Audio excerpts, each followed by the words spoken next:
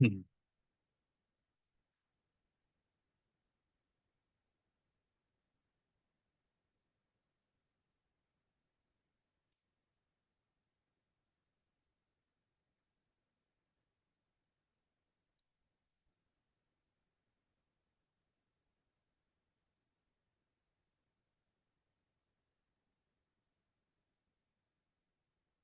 Ya estamos en vivo. Ya estamos en vivo la cortinilla.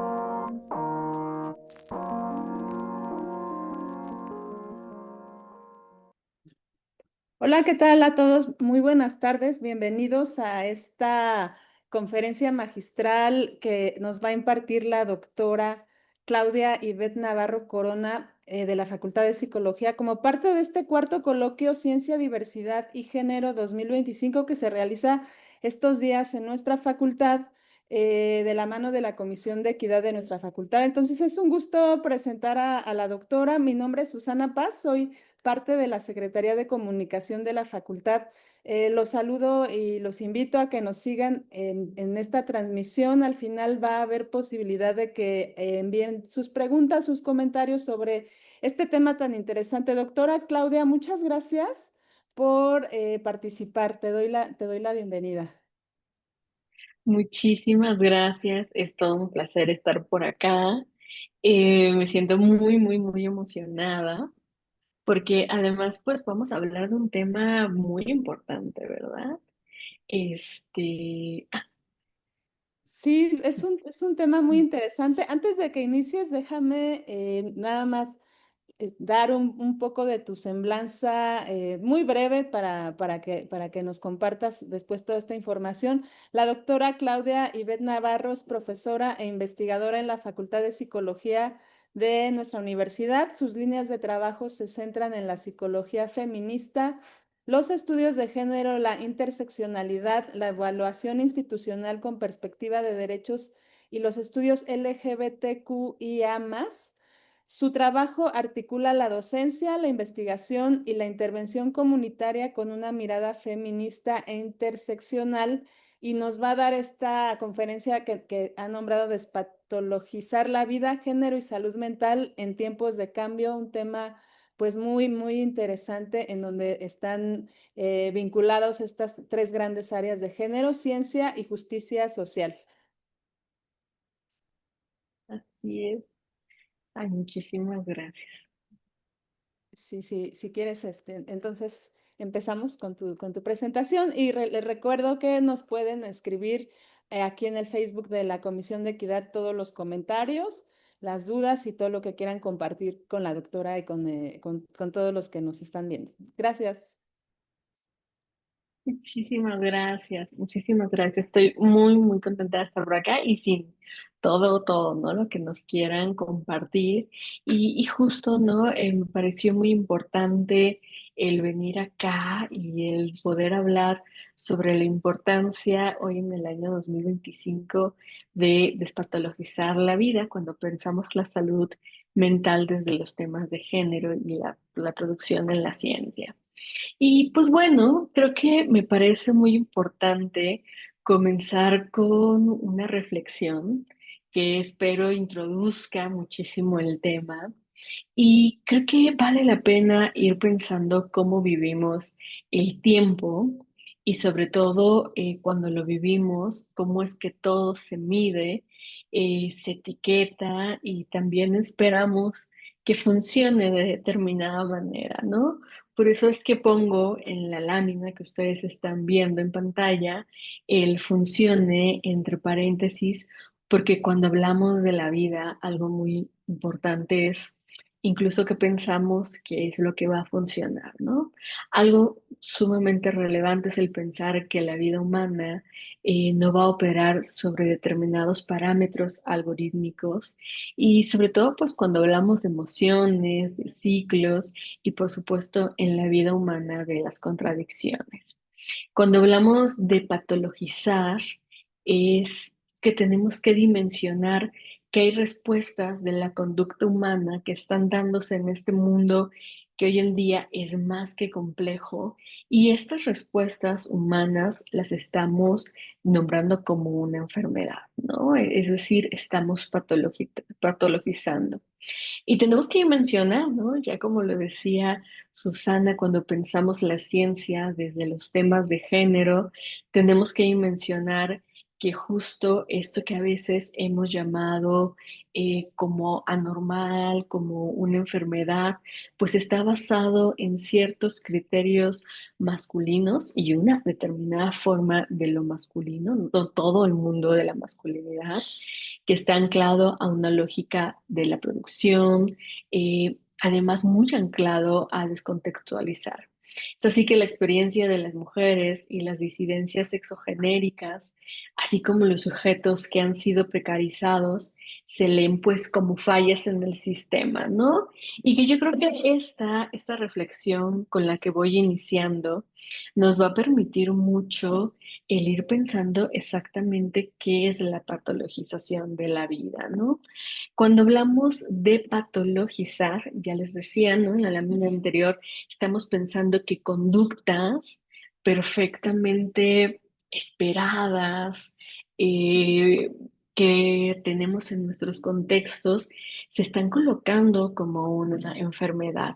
Ya Foucault, Michel Foucault lo nombraba desde los años 70, que vamos a pensar que la sociedad ha comenzado a ser medicalizada y que cuando pensamos la idea de la medicalización, estamos hablando que el saber médico, y ojo, cuando hablamos del saber médico pensamos en todas las ciencias de la salud, están organizando la vida de manera tal que se coloca determinadas formas de existencia como la norma. ¿Qué quiere decir esto? Que a partir justo de entender que no tenemos que patologizar la vida, tenemos que empezar a cuestionarnos qué es eso de lo normal y qué es eso que cuando decimos que hay una conducta es anormal. Y en realidad el ser anormal o el puntualizar en una conducta no estereotipada, eso ya es algo anormal, es algo vinculado con la enfermedad. Por ahí nos dicen otros autores y autoras, el confundir el comportamiento humano con un signo, con un síntoma de una enfermedad, tenemos que mencionar que podría llegar a ser incluso un fraude epistémico y lógico, además de una tautología, ¿no? Tenemos que pensar que además cuando nombramos las conductas que podríamos considerar que se salen de la norma, bajo una lógica biologicista, individualista, ya nos decía Michel Foucault, lo que estamos haciendo es facilitar el control, el sometimiento, la exclusión de las personas y de los cuerpos.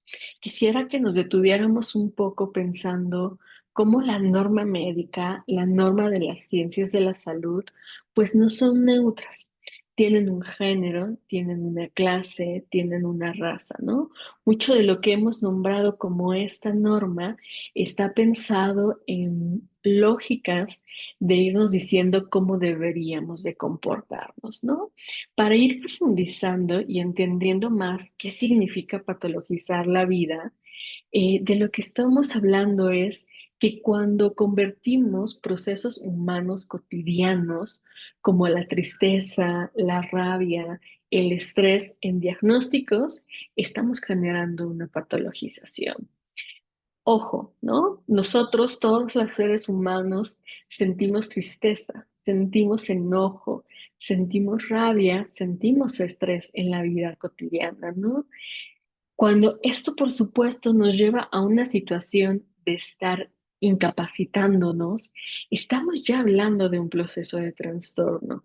Pero el simple hecho de experimentar tristeza, enojo, no tiene que llevarnos a pensar que ya estamos viviendo un trastorno y por lo tanto el tener un diagnóstico.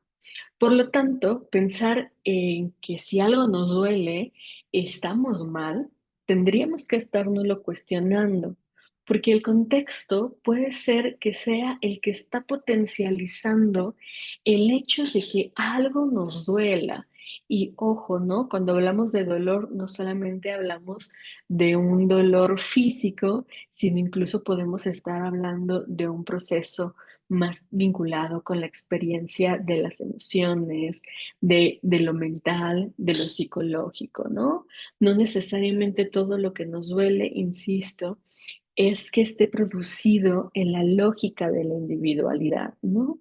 Pensemos, por ejemplo, ¿no? Cuando abrimos un periódico o cuando nos ponemos a ver las noticias, un proceso completamente humano es que en el proceso de empatía podemos llegar a sentir malestar, ¿no? Y este malestar incluso puede llevarnos a que sea un malestar colectivo y por lo tanto eso no significa que tenga que haber un proceso de diagnóstico, ¿no? También algo muy importante es que cuando hablamos de emociones y a veces podemos llegar a decir, wow, esta emoción es sumamente intensa, ¿no? Esto no es igual, un sinónimo a que estemos viviendo un trastorno, ¿no? Acuérdense, patologizar, vamos a estar pensando inmediatamente que se está colocando una etiqueta y esta etiqueta nos va a llevar a pensar que esa experiencia que estamos viviendo está relacionada con una enfermedad.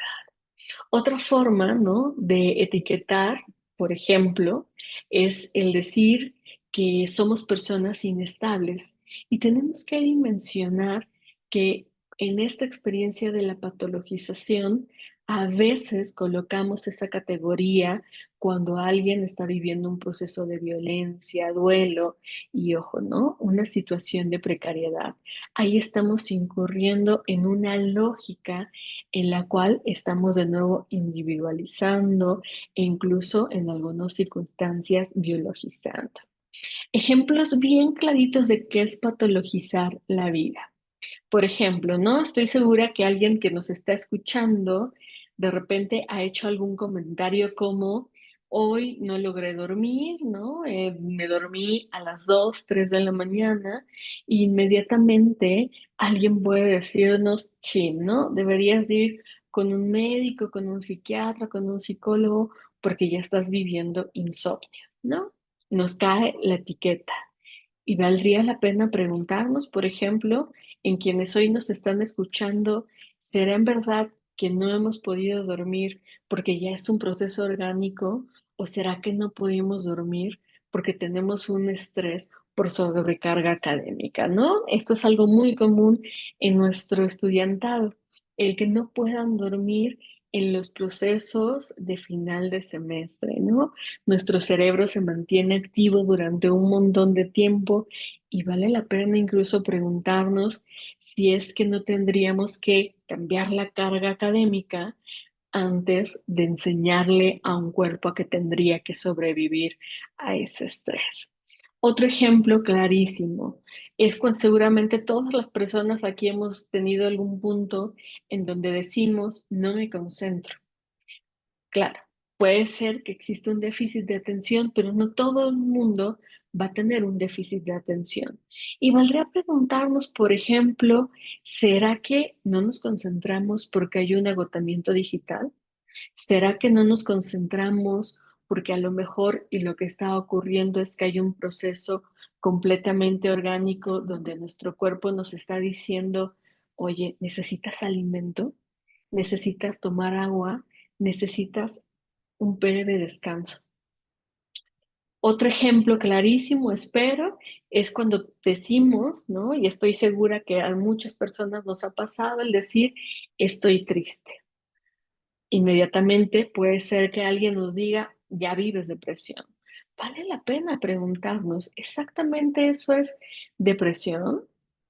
¿La tristeza es sinónimo de depresión? Pues no siempre, ¿no? A veces, por ejemplo, puede haber un proceso de duelo migratorio, climático, incluso económico. Otro ejemplo que espero que resulte claro es cuando, por ejemplo, le decimos a alguien, oye, es que eres muy sensible. ¿Cómo patologizamos ahí cuando ya le estamos diciendo, oye, tienes que dejar de ser tan sensible, ¿no? Hay un disciplinamiento de las emociones. ¿Qué estoy queriendo decir con esto de qué significa patologizar la vida? Que no todo malestar es un sinónimo de enfermedad. Y esto va a ser algo muy importante para pensar el género, la ciencia y la salud mental. Vamos a pensar ejemplos de cómo la ciencia ha generado estos procesos de patologización. Uno muy, pero muy conocido, incluso hay películas, hay series, es lo que ocurrió ya hace bastantes décadas en donde existía una enfermedad a la que se denominaba como la histeria. Si ustedes buscan el día de hoy series, películas, porque a lo mejor dicen, ay, esto de lo que habló Claudia no me sonó tan conocido, se van a dar cuenta que a quienes principalmente se diagnosticaban en aquella época donde surge la histeria eran mujeres. ¿Y cuál era la característica de estas mujeres a las que diagnosticaban? Pues eran mujeres que se consideraban que eran demasiado contestatarias para su época. Y entonces venía todo un procedimiento de tratamiento y que hoy, a la luz del año 2025, cuando estudiamos la histeria, la gran mayoría nos preguntamos, qué interesante, ¿verdad? Estas mujeres que en aquellas épocas resultaban diagnosticadas, año 2025, muy probablemente no estarían siendo diagnosticadas y se entendería como una mujer más en esta cotidianidad. Otro ejemplo de cómo la ciencia ha patologizado las experiencias de la comunidad LGBTI+, en algunos momentos de la historia dentro de la salud mental se consideraron como una enfermedad. Hoy sabemos claramente que no es una enfermedad, sino que justo es una característica más de la vida cotidiana y que, claro, fue muy importante ese momento en el cual existió la despatologización, ¿no? Y vamos a ver que hay diversos manuales en que ocurre esta despatologización en los años 70 y va a ser como muy interesante porque hoy en día todas las asociaciones de salud mental y psiquiatría lo que coinciden es decir, tenemos que dejar de preguntarnos incluso cuál es el origen, porque no nos hacemos esta misma pregunta alrededor de la experiencia, por ejemplo, de la heterosexualidad. Y, por ejemplo, hoy también en día sabemos que algunas otras situaciones en términos de malestar emocional en el caso de la experiencia LGBT ni siquiera tiene que ver con el proceso de la orientación y de la identidad de género, sino más bien tienen que ver con procesos de exclusión y discriminación. Otra forma en cómo se ha patologizado dentro de la ciencia en el ámbito de la salud mental. Él, por ejemplo, considerar que emociones consideradas como femeninas, por ejemplo, ¿no? La tristeza, la melancolía, se han considerado en algún punto como excesivas, mientras que aquellas consideradas como masculinas se han considerado como controladas, ¿no? Es bien interesante, pero incluso si nosotros miramos lo que se considera como un manejo adecuado de las emociones, casi siempre están llevándonos a pensar que todo mundo deberíamos de desarrollar emociones consideradas como masculinas. Por ejemplo, esto que yo ya mencionaba, ¿no? El control. Si sentimos demasiada tristeza ante algo, controlarnos, ¿no? Si sentimos enojo, controlarlos, mantenerlo en esta lógica de no nombrar. Esto tenemos que pensarlo, que además ha habido forma formas, perdón, en las cuales la ciencia ha producido esta lógica de patologización y nos ha llevado, por ejemplo, a pensar que todo lo relacionado con la salud mental tendría que estarse produciendo en la lógica de hacer todo como algo medible, ¿no? Y algo muy interesante es pensar qué de lo emocional, de la experiencia de la salud mental es no medible. ¿Y qué hacemos entonces con aquello que sentimos como imposible de medir, ¿no? Algo que casi siempre yo le pregunto a mi alumnado es, ¿y cómo vamos a saber, por ejemplo, la diferencia entre un puntaje de 4 a 5 en la experiencia de la tristeza, ¿no? Estamos hablando de algo completamente subjetivo cuando hablamos, por ejemplo, de la experiencia, ¿no? Y bueno, también tenemos que mencionar que la ciencia, ya lo sabemos, produce realidades, no solo las describe. A mí me encanta siempre poner un enorme ejemplo, ¿no? Que en la ciencia producimos muchísima información alrededor de cómo se vive el desamor, de tal manera que hoy en día, cuando le preguntas a las personas conocimientos básicos sobre el desamor, es bien interesante, pero esta producción científica ha bajado a la experiencia cotidiana, ¿no? Producimos realidades. De tal manera que cuando empezamos a hablar de despatologizar, estamos pensando que es cuestionar cómo la ciencia ha producido esta idea de qué es lo normal y qué es lo anormal. ¿No? Quizá aquí todo el mundo estamos pensando, ¿no? En esta campanita de Gauss que nos permite el colocar las experiencias, ¿no? Y bueno, ¿de qué hablamos cuando pensamos en comenzar a despatologizar la vida? Que esto es algo bien central en esta conferencia. Bueno, de lo primero que hablamos es en empezar a leer el malestar como un mensaje, ¿no? Cuando hablamos de tristeza, cuando hablamos de desolación, cuando hablamos de enojo, que son emociones completamente cotidianas, tenemos que preguntarnos cuál es el mensaje detrás de ese enojo, de esa tristeza. Y ojo, ahí estamos pensando no solamente en la experiencia individual, sino también tenemos que pensar en la experiencia colectiva. Cuando una colectividad, cuando un grupo de personas nos están hablando de esta experiencia, por ejemplo, alrededor del enojo, de la rabia, ¿qué es lo que está ocurriendo? ¿Qué me está dando como información esto? Por lo tanto, además, el malestar inmediatamente no se va a colocar como una falla de la vida de la persona, ni una falla en la experiencia cotidiana, sino nos tiene que hablar de algo que está enmarcado en un contexto. Tendríamos que preguntarnos, ¿no? ¿Por qué si en una comunidad me están hablando de que todo el mundo está enojado? ¿Qué es lo que está produciendo esa experiencia de enojo en ese grupo grande de personas, ¿no? En ese sentido, tenemos que entender el contexto para poder entender el síntoma, ¿no? El síntoma puede ser justo el enojo, la tristeza, pero ¿qué hay alrededor en ese contexto, ¿no? Y esto va a ser algo sumamente importante porque no me dejarán mentir, ¿no? Las personas que nos estén escuchando, que cuando pensamos en la experiencia colectiva, por ejemplo, del enojo, alcanzamos a dimensionar por qué hay una producción en un contexto en relación a esa emoción, ¿no?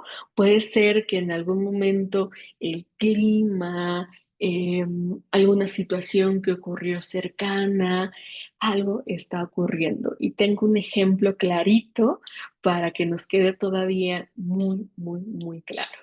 Estamos en diciembre, ¿no? Es bien interesante, pero si tú le preguntas a una persona con la cual tiene cercanía o mediana cercanía, ¿cómo está? La gran mayoría, no todo el mundo, pero una gran mayoría te va a contestar bien, pero además te va a contestar bien con una sensación de alegría y te va a estar diciendo, Hey, sí, todo bien, ¿no? A menos que esté en final de semestre, pero bueno, si está como muy cerquita, ¿no? De otros procesos, ya terminando todo, te va a contestar bien. Pero además, si esta pregunta la haces cercana a las vacaciones y cercana a las fiestas, esta sensación de alegría va a aumentar. ¿Por qué? Porque además sabemos que en diciembre algo que ocurre bien interesante es que muchas personas hablan de esta experiencia cotidiana asociada al bienestar derivado del descanso, derivado de un mayor ingreso económico y también derivado de estarse encontrando con muchas personas en la fiesta. De manera interesante, a las personas que les faltan estos elementos, nos van a estar hablando de otra experiencia, ¿no? Hay un contexto que nos permite saber por qué estas experiencias, ¿no? De malestar o de bienestar se están colocando. De manera tal, ¿no? Que, por ejemplo, en determinados momentos del año sabemos que se producen determinadas emociones, determinadas experiencias y es fundamental, por lo tanto, entender el contexto. En este sentido, para entender el contexto, vale la pena nombrar y reconocer qué violencias podrían estar existiendo en el contexto antes de etiquetar a las personas, ¿no? ¿A qué me refiero con esto? A que tenemos que dimensionar que, por ejemplo, alguien que quizá está viviendo todo el tiempo enojo, ira, rabia, muy probablemente de lo que nos está hablando es de algo derivado del contexto donde quizá hay una producción de violencias, ¿no? Tenemos que dimensionar, ¿no? Algo a lo que estoy intentando llevarnos a reflexionar es a pensar cómo necesitamos el quitar las etiquetas de la experiencia de la vida de las personas, ¿no? Puede ser que alguien esté viviendo una tristeza profunda y, por supuesto, eso no significa necesariamente que sea una persona que está viviendo una depresión, ¿no? Vale la pena quitar esta linealidad. En ese sentido, también es súper importante reconocer que sentir no es ser una persona inestable. Todas, absolutamente todas las personas estamos en una experiencia emocional que nos permite movernos, que nos permite incluso a partir de la emoción el saber cómo responder ante determinadas situaciones, ¿no? Todo lo contrario, ¿no? Esto va a ser bien importante y yo creo que va teniendo una línea con esto que venía hablándoles, ¿no?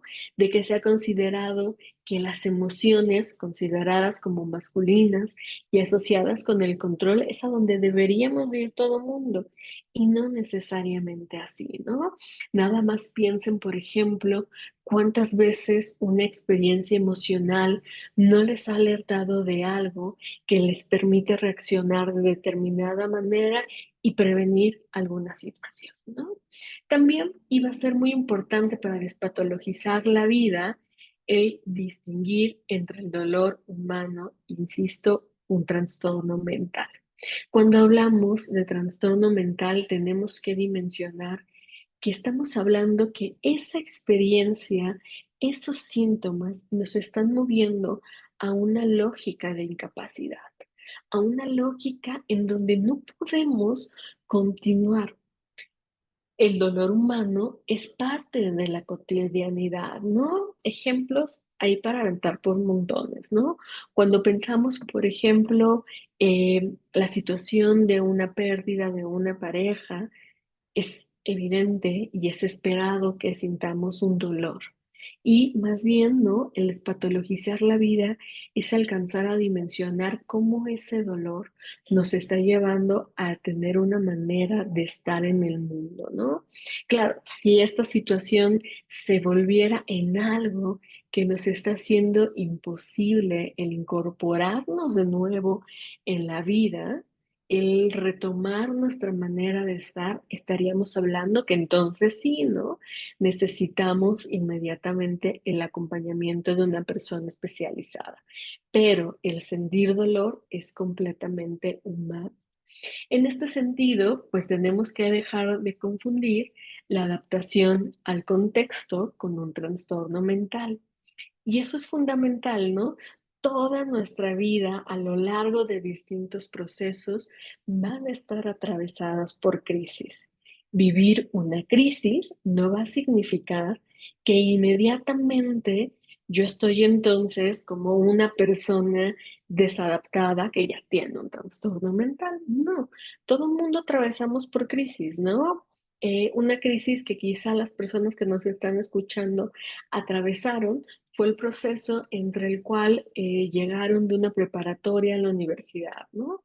Hubo una crisis. La crisis fue, pasé de una forma, de un sistema educativo a otro.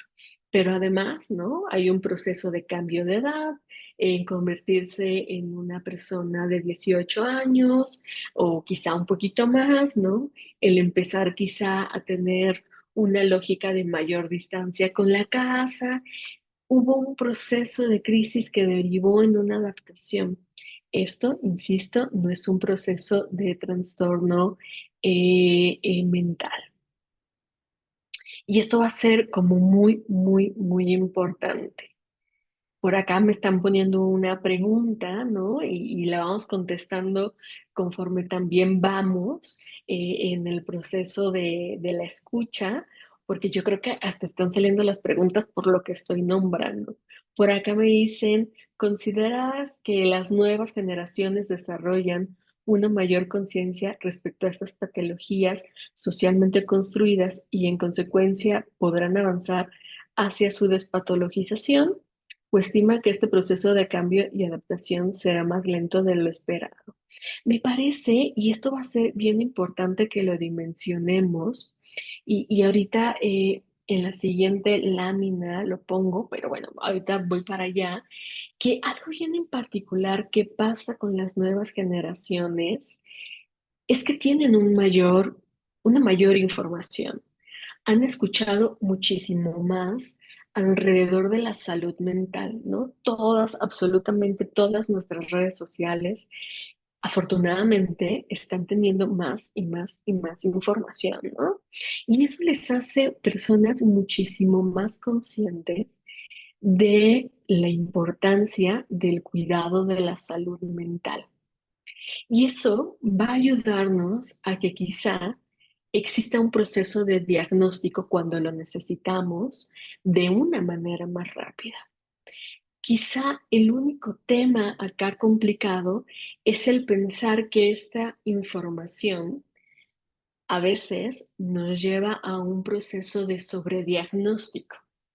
Y cuando hay un proceso de sobrediagnóstico, ocurre esto, que es estamos patologizando la vida, ¿no? Esto va a ser muy complicado porque entonces lo que estamos viendo es que por una parte, ¿no? Hay una llegada más rápida a buscar información, pero también llegan directamente con una idea de yo ya tengo este diagnóstico. Y se saltan un paso que es llegar con una persona especialista que efectivamente dé este diagnóstico, ¿no?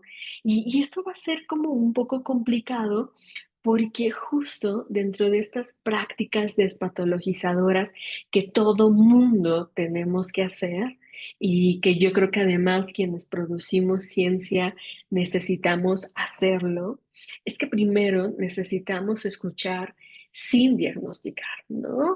Y creo que ahí, ¿no? Yo invitaría también a todas las personas de todas las edades que estén acá, el pensar, el tener una escucha completamente abierta y que cuando alguien nos hable de, oye, estoy triste, no inmediatamente le digamos, oye, ¿y no has pensado buscar a un profesional de la salud mental? Tengamos como este cuidado de, ¿y qué es lo que me está queriendo decir, no? Porque a lo mejor está triste porque resulta que le fue mal, ¿no? De 10 clases únicamente en 6 sacó una nota excelente y en el resto sacó malas notas. ¿Y qué es lo que está diciéndome, no? No diagnosticar de manera inmediata, porque además justo todas nuestras redes sociales están inundadas de información en donde todo el tiempo es, vamos a establecer ya un diagnóstico, ¿no? Vamos a cambiar la lógica. Por supuesto, eso implica no generar una lógica de medicalizar inmediatamente todas nuestras experiencias de vida, porque van a haber procesos sumamente eh, normales, ¿no? De la vida cotidiana, ¿no? Cotidianos. Por ejemplo, ¿no? Esto que yo les decía de la crisis, ¿no? Si yo tengo una crisis por haber pasado de un sistema de preparatoria, CCH, bachillerato, a la universidad, no todo el mundo lo va a vivir con una lógica de alegría y tenemos que dimensionar eso, ¿no? Hay un proceso de crisis evidente. De igual manera, ¿no? Cuando pensemos en la culminación de la licenciatura, ¿no? Hay una crisis. Y en este sentido, todos los seres humanos, pero también quienes nos dedicamos a la ciencia, necesitamos hacer un proceso de validar emociones. Y con validar emociones me refiero a el dimensionar que todas las personas podemos vivir tristeza, todas las personas podemos vivir enojo, todas las personas podemos vivir cansancio y que no eso va a significar ya toda la experiencia de la vida, ¿no? Por supuesto, necesitamos desarmar discursos. Yo le puse de productividad tóxica para no llamarle lógicas capitalistas, pero necesitamos desarmar estos discursos, ¿no? En donde la lógica ahora va cada vez más a una tendencia en donde nos dicen lo normal va a ser pararse a las 5 de la mañana, ¿no? Para tener una vida sumamente productiva y que sabemos que no necesariamente esa es una productividad real, ¿no? Tenemos que dimensionar que además hay causas sociales que están produciendo un malestar, ¿no? Y esto va a ser sumamente importante ante todas las situaciones que pensamos en la vida cotidiana. Tenemos que dimensionar que a veces nuestra manera de responder va a ser a través del malestar. Yo creo que este ejemplo que ponía de las noticias nos resulta bastante claro, seguro a una gran mayoría de las personas que hoy se paran en la mañana o quizá en la noche y prenden la televisión para ver las noticias, se dan cuenta que después de media hora, de una hora de noticias, la sensación es de malestar, ¿no? Y por supuesto, con ello resulta fundamental rechazar esta narrativa en donde se intenta decir que todas las personas deberíamos de irnos a experimentar una forma de vida y que eso va a ser lo normal, ¿no? Se vale estar cansados, se vale estar tristes, se vale sentir rabia, se vale sentir un montón de alegría. Despatologizar, ojo, no es negar el malestar, es intentar entender qué es lo que está pasando para saber si ese malestar está siendo producido por nuestro contexto, ¿no? Y claro, insisto, tampoco significa que ahora vamos a pensar que no existen los trastornos mentales, no, claro, existen, pero no todas las personas vamos a atravesar por trastornos mentales. Y algo bien importante en la ciencia es que cuando pensamos en despatologizar las prácticas, estamos pensando en reconceptualizar. Y aquí les traigo un ejemplo que a mí me encanta. Si nosotros nos metemos a redes sociales y buscamos autocuidado, inmediatamente nos van a salir un montón de referencias. Es más, después de esta conferencia les invitaría a que vayan y busquen imágenes de autocuidado. Y lo primeritito que les va a aparecer son personas solas que se están poniendo una mascarilla o que están meditando o que están tomando un té o que están leyendo. ¿Y cómo vamos a reconceptualizar para movernos desde la despatologización? Yo les decía, hay una producción de pensar que todo es individual y biológico, ¿no? Entonces, para reconceptualizar el autocuidado, por ejemplo, hoy en día todas las definiciones nos llevan a pensar que no solamente cuando hablamos de autocuidado pensamos en una lógica personal, que también podemos pensar en familias y en comunidades, y que vamos a pensar, por lo tanto, el autocuidado como una forma de promover y mantener la salud, prevenir enfermedades, hacerles frente, ojo, con o sin ayuda de profesionales de la salud. Y que van a ser además acciones que estén pensadas en función de cómo mejorar nuestra salud física y mental. ¿Se imaginan cómo sería, por ejemplo, una práctica de autocuidado comunitario? Ejemplo, ¿no? Podríamos estar pensando que si pensáramos el autocuidado comunitario, tal vez en este momento, ¿no? Diríamos, híjole, ya llevan un montón de horas de coloquio todas las personas aquí. Una práctica de autocuidado muy simple y sencilla podría ser que dijéramos, terminamos 5 minutos antes la conferencia, pero esos 5 minutos, todo mundo nos los vamos a dar para lo que necesitemos. Tomar agua, comer, respirar, cerrar los ojos, descansar, porque es una práctica de autocuidado comunitario. Y esto va a ser muy interesante, ¿no? Porque pensamos que, por ejemplo, entonces lo que ocurre en los salones de clase, que tras a lo mejor 4 horas, 5 horas, decimos vamos a darnos un receso, significa que es un autocuidado, ¿no? Y estamos cambiando la lógica de todo colocarlo en la persona de manera individual y en una lógica únicamente de pensar la práctica, podríamos decirlo, pues sí, el solitario, ¿vale? ¿Y a qué me refiero con esto de tiempos de cambio, no? Que seguramente vieron al inicio de la presentación. Pues que bueno, cuando pensamos en esta lógica de despatologizar, fundamental en la ciencia, es que estamos dándole incluso la posibilidad de entender cómo nuestras conductas, nuestras emociones, nuestra experiencia a nivel subjetivo está vinculada a esta vivencia relacionada, por ejemplo, con la inestabilidad económica, ¿no? Puede haber una profunda tristeza si es que a lo mejor no tenemos lo suficiente para cubrir lo mínimo básico que necesitamos para sobrevivir, ¿no?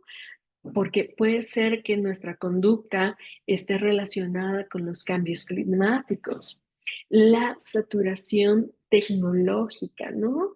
Y esto va a ser bien interesante, ¿no? Sobre todo cuando lo pensamos año 2025 y quizá todas las personas que estamos aquí escuchando estamos rodeadas de aparatos tecnológicos, ¿no? Y todo el tiempo estamos en este proceso de un contacto con otras personas en nuestras redes sociales.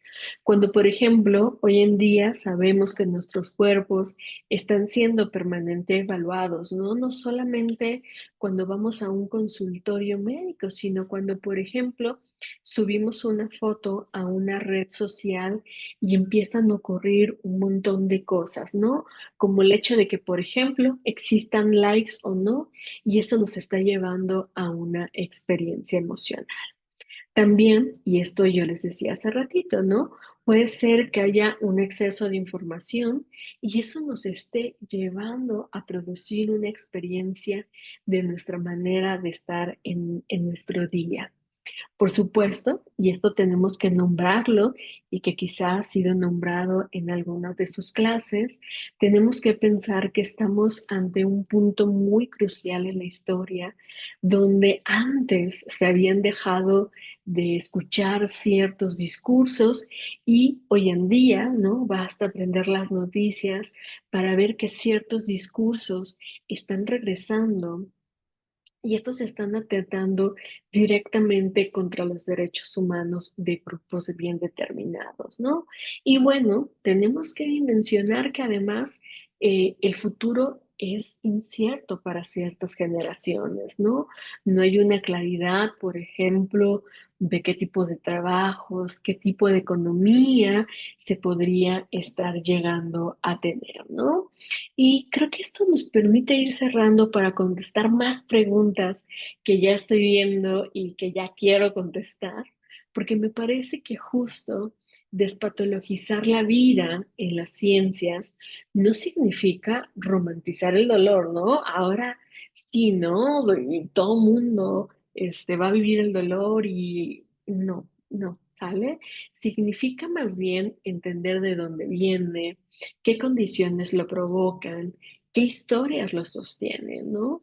Despatologizar es dejar de pensar que esta experiencia es algo completamente individual y que más bien es algo que quizá está ocurriendo a lo largo del mundo, ¿no? Y me parece que justo, ¿no? Hablando desde los temas de género, despatologizar es un acto de género, un acto feminista en tanto estamos devolviendo la dignidad, la agencia, el sentido a las vidas que históricamente fueron nombradas como excesivas, débiles o desviadas, ¿no? Estamos produciendo otra narrativa. Y bueno, yo dejo de compartir porque ya me di cuenta que hay varias preguntas y no lo sé, Susana, tú me dirás si las empiezo a contestar, me las compartes, cómo es mejor. Sí, sí, sí. Ya hay varias preguntas y pues esto que nos platicas, sí se escucha, ¿verdad? Sí, sí, sí, ya ve. Pues muy interesante. Más bien es un cambio de mirada la que nos estás proponiendo, o más bien de lo que se está ahora trabajando. Un cambio, además, que supongo va a un punto muy importante que es la empatía, ¿no? O sea, porque creo que esta parte que nos mencionas de cómo la enfermedad o toda esta parte va muy relacionada a algo que no es neutro. Esto tú no los dijiste muy claramente, ¿no? Tiene género, tiene clase y tiene raza, y los ejemplos son clarísimos. Todos sabemos el caso, bueno, este de la histeria que estuvo como muy, muy, muy nombrado durante varios años. Hay una película, hay varias cosas donde se conoce esta parte, el tema de la homosexualidad también, ¿no? En la lista de enfermedades mentales hasta los 70 y luego los 90 la OMS creo que lo quita apenas. Y todo pareciera como muy, muy asombroso que en esta época tan reciente esté pasando esto. Entonces, creo que sí, esta mirada que nos dices es importante que se pueda promover, pero además es compleja para toda la estructura cultural y social en la que estamos cimentados. Pero vamos con una pregunta de María de Lourdes. Ella te dice cuáles son ¿qué consideras que son los principales riesgos cuando los sistemas de salud mental siguen operando bajo modelos diagnósticos tradicionales y qué cambios estructurales serían necesarios para que la práctica clínica deje de reproducir estigmas y desigualdades? Claro, es súper importante. Me parece que el principal riesgo, y que yo creo que va muy de la mano con lo que me preguntaban anteriormente, es un sobrediagnóstico. Y este sobrediagnóstico genera en la experiencia la lógica de vivirse a partir de una etiqueta. Y es muy complicado porque a su vez también lo que va a generar es un subdiagnóstico. Y esto resulta bien interesante, por ejemplo, en el caso del autismo, ¿no? Ha sido todo un tema de discusión porque es muchísimo más em, por los parámetros como han sido colocados, el más fácil diagnosticar a nuestros compañeros hombres que a las compañeras mujeres, ¿no? Entonces, el diagnóstico del autismo en las mujeres está subestimado y tardan muchísimo tiempo en poder existir un diagnóstico. Entonces, la lógica es, terminamos sobrediagnosticando a otros y subdiagnosticando a otros. Y me parece que justo necesitaríamos, por una parte, por supuesto a nivel institucional, una lógica, al menos en cuestión de la salud mental, donde pudiera priorizarse una escucha. Yo sé que bajo la lógica tradicional a veces se piensa que los psiquiatras, los psicólogos tendríamos que tener casi casi una estructura, ¿no? De una escucha de media hora y quien sigue, ¿no? Pero lo que está ocurriendo cuando pensamos esto es que en media hora apenas nos estamos conociendo, ¿no? Y entonces tendríamos que quizá el tener un modelo de mayor tiempo y también un modelo en el cual quien escucha pudiera tener una escucha diferente, ¿no? Es decir, no tener una escucha en un mismo día de 8, 9, 10 consultantes, porque esto ya está siendo un agotamiento que no nos permite hacer una escucha real, ¿no? Y por supuesto, esto impactaría muchísimo, me parece, por una parte, el quitar ¿cómo podríamos decirlo? Como esta estigmatización de los mismos procesos de quienes se producen ciencia, ¿no? Para la salud mental, pero también para quienes producimos ya la práctica, ¿no? Que de repente un clásico estigma es, ¿no? Es que voy y lo que va a ocurrir es que voy a salir con un diagnóstico y voy a salir, ¿no? Entonces, con una lógica de una siguiente cita para que me den medicamento, ¿no? Y que ese es el diagnóstico inmediato, ¿no? Y el estigma inmediato. Entonces, habría una mayor posibilidad de que estén yendo, porque sería, voy a ir a que me escuchen, voy a ir a que comprendan quién soy y tal vez, ¿no? Si lo necesito, después podré estar siendo claramente diagnosticado, diagnosticada, ¿no? Pero también lo que ocurriría, y esto es sumamente importante, por ejemplo, para la atención de la violencia por razones de género, es que la escucha nos permitiría hacer un acompañamiento diferente. ¿No? En algo bien particular que sí sabemos es que sobre todo cuando ha existido una violencia, el malestar está asociado con esa violencia, ¿no? Y necesitamos, por supuesto, no solamente una escucha clínica, sino vamos a necesitar un acompañamiento de las estructuras. Pero esta escucha nos podría facilitar incluso el saber qué podemos hacer diferente en ciertos espacios para que esta violencia se deje de producir, ¿no? Y podría ser además algo muy interesante en la producción incluso científica, ¿no? Habría un montón de cambios, podría existir muchas diferencias. Claro, también esto nos llevaría a generar nuevos modelos de acompañamiento, porque no todos los modelos tendrían que ser bajo una lógica de dos personas, ¿no? Donde una escucha y la otra es escuchada, sino podríamos estar pensando incluso otros modelos y me quedo pensando para problemáticas sumamente relevantes en nuestro país, ¿no? Por ejemplo, cuando pensamos alrededor de familiares que tienen personas desaparecidas, ¿no? Víctimas de desaparición, los modelos tendrían que estar siendo diferentes, ¿no? Y podríamos estar produciéndolos. Y eso va a ser fundamental, ¿no? Cambiar la mirada nos permitiría incluso el tener la capacidad de responder a otros problemas.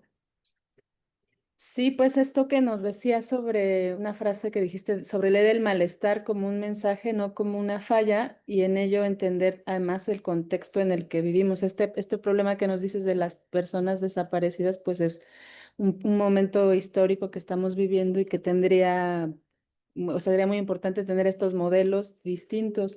Y algo que comentaste que me llamó la atención, porque creo que todos los que hemos ido a psicólogo, a terapia psiquiátrica, pues lo que queremos es que nos digan, a ver qué tengo ya y de la siguiente ya díganme qué hacer para resolver esto rápido. Y creo que esa es la idea que se tiene. Hay varios estigmas. Había uno, no sé si todavía mucha gente lo piensa, ¿no? Que dicen, bueno, es que cuando ya vas al psicólogo es porque ya está, es para quien está mal, porque yo no estoy mal, yo lo puedo resolver sola, ¿no? Entonces ya quien va ahí es porque ya de plano no pudo y entonces se tenía más esa reticencia. Creo que se ha modificado y es parte de, de esta construcción que hemos hecho a lo largo, ¿no? De la historia y de la cultura que nos hemos, y de, de lo social que tenemos. Hay otra pregunta. Javier Alejandro dice, ¿cómo hacer que el propio proceso de terapia y sanación no se convierta en una carga para quienes requieren atención? Totalmente. Y es que eso es lo más interesante de pensar el proceso de despatologizar la experiencia. Porque en esta lógica de patologizar va justo pues muy de la mano como este ejemplo que nos dabas, ¿no, Susana? De yo me estoy sintiendo mal, entonces tengo que ir con una persona especialista, la persona especialista casi casi me va a dar la receta, ¿no? Y el día de mañana ya todo está bien.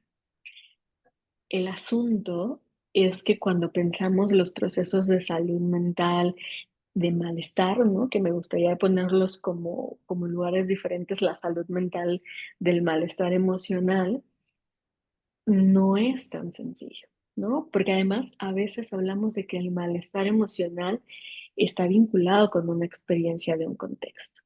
Y por eso va a resultar súper fundamental que en este modelo de pensar el despatologizar, sí, por supuesto, puede haber una persona que nos acompañe, un psiquiatra, un psicólogo, pero lo ideal sería además empezar a generar nuevos modelos desde lo científico, desde la ciencia, en donde las personas podamos estar siendo acompañadas de manera colectiva. Y esto va a ser súper importante, ¿no? Porque en estos procesos de colectivizar el malestar, y esto ocurre bien interesante, ¿no? Cuando lo colectivizamos, generalmente lo que ocurre es una toma de conciencia de, ah, yo no soy el problema. ¿Cuál es el problema? ¿No? En esto tan sencillo de las noticias, ¿no? Siempre me gusta ese ejemplo porque a todo mundo nos hace el sentido, ¿no? De sí, cierto, dejé incluso de ver noticias porque cada vez que veía noticias me sentía mal, ¿no? Y esto va a ser como bien importante porque si dejamos toda la responsabilidad en la persona, y en que la persona active cosas, si entendemos que el contexto quizá nos está produciendo eso, ese malestar, pues entonces estamos dimensionando que estamos dejando a la persona con una enorme responsabilidad y que quizá esta gran responsabilidad es demasiado para una persona, ¿no? Y tenemos que mencionar que para eso, insisto, necesitamos pues la colectividad, que quizá justo, ¿no? El despatologizar tiene que ver con pensar que el tema de la salud mental no es algo individual, sino algo colectivo. Mm. ¿Y eso cómo lo podríamos Ujú, trabajar todos? Bueno, ujú, sí, sí, creo que esta parte creo que nos las dejaste como una de tus ujú, principales conclusiones sobre esta parte comunitaria, ¿no? ujú.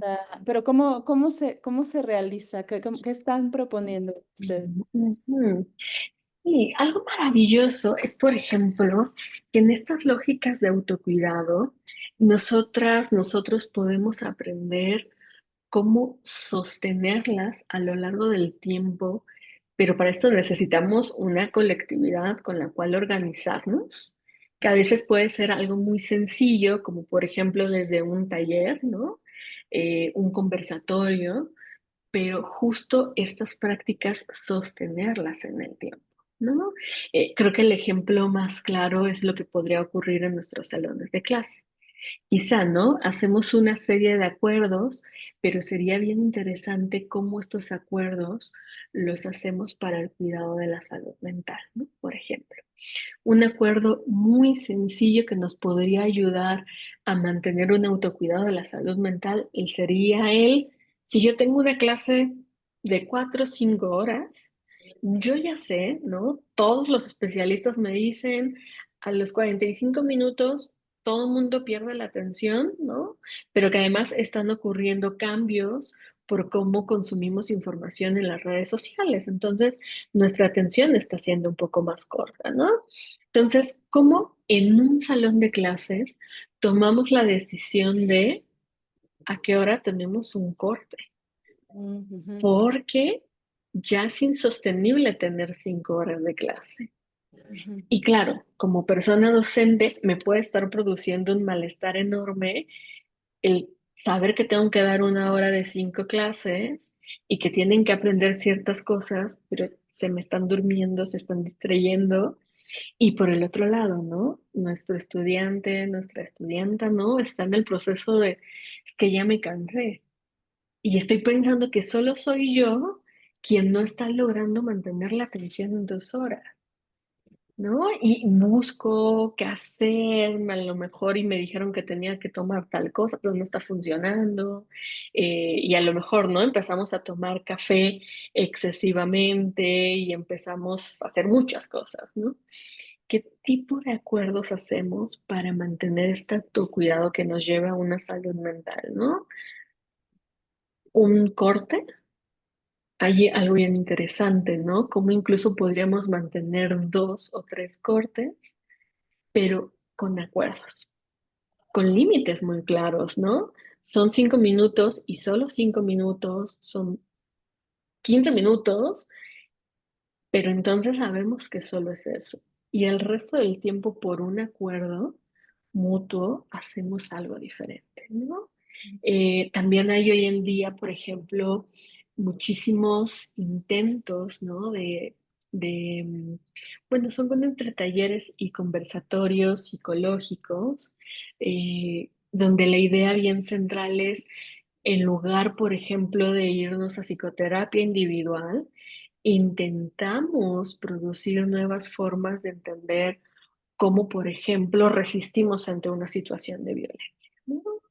Hay talleres de sanación, hay nuevos intentos, pero que por supuesto, yo creo que la ciencia nos tiene que llevar a producir cada vez muchísimos más modelos que nos permita colectivizar los cuidados.